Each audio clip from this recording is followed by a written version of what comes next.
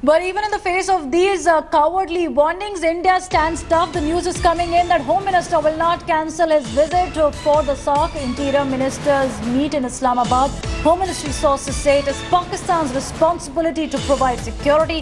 Hafiz Saeed is a globally designated terrorist. Call by Syed Salahuddin show the impunity with which the terrorists operate on Pak soil.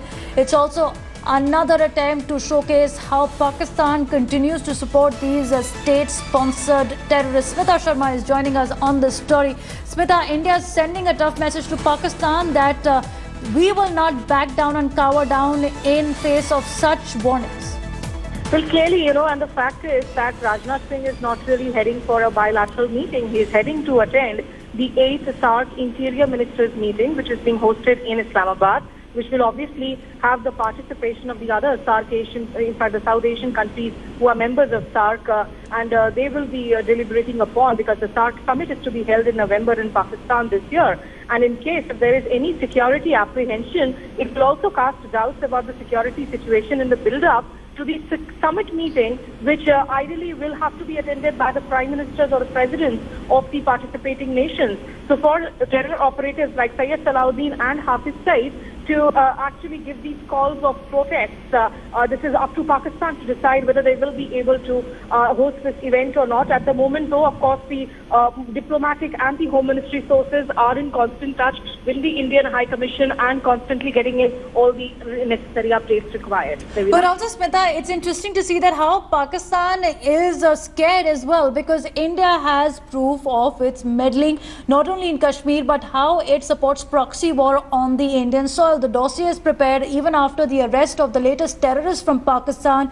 Completely shows that how Pakistan is responsible and continues to support the terror activities across the border.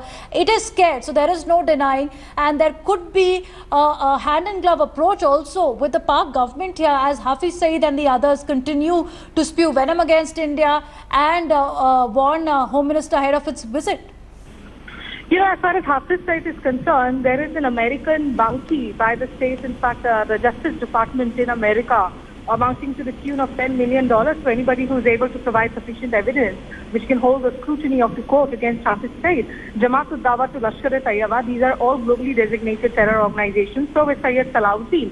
Now, under these current circumstances, if Pakistan were to say that, look, we are not able to, if anything were to go wrong and something were to happen to Mr. Rajnath Singh, because these protest calls have been given in the context of the agitations which are ongoing in the Kashmir Valley.